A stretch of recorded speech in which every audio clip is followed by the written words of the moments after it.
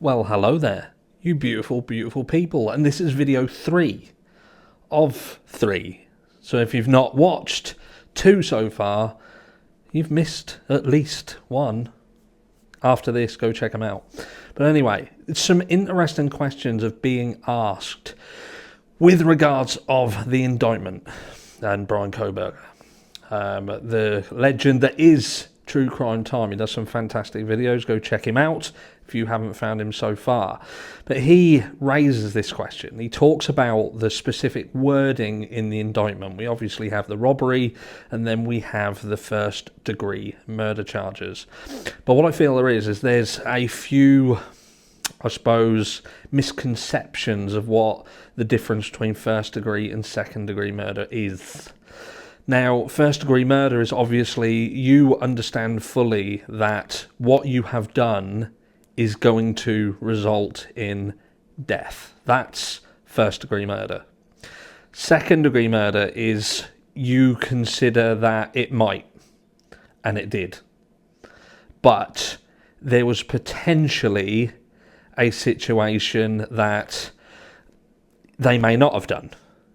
So I think they've been quite clever with saying that this is first-degree murder, because what they're basically alluding to by saying that is that the injuries that were sustained would point towards the fact that who did this crime, they knew what the outcome of their actions were going to be.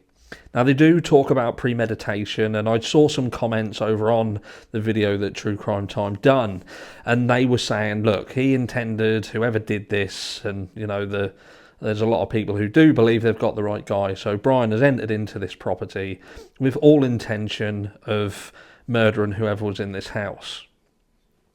But look, we don't know that. We can speculate that, but ultimately that wording on that documentation, I believe, completely speaks about the injuries themselves.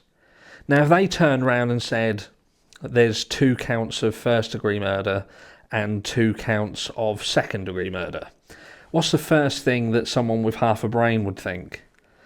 They would turn around and think, okay, then, if that's the case, then the fact that there was this 8-hour delay in calling 911 could have meant the difference between life and death, because they could have been saved in the event that someone got there sooner. The fact that this is first-degree murder, 4 first-degree murder charges, in my eyes, that means that the injury sustained goes beyond reasonable doubt that the person who caused them knew what they were doing. They knew what them injuries were going to, how they were going to end up. There was no external factors, there was no delay. The injuries themselves, that was it. That was game over. There was no coming back from that. Now again, I could be completely wrong. That is the way that I interpret speaking about that. You know, there's obviously voluntary manslaughter where you know that the actions that you do may result in death, and involuntary manslaughter where you do something perhaps not considering it and it just happens to result in death. But with regards to first-degree murder, second-degree murder, you know, second-degree murder, if that had been called up in this case, I think there'd have been a problem. There would have been a serious problem.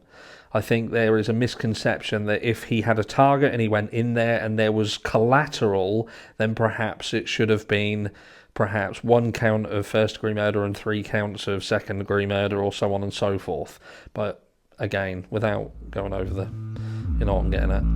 Have a fantastic evening, and I will catch you all in the next one.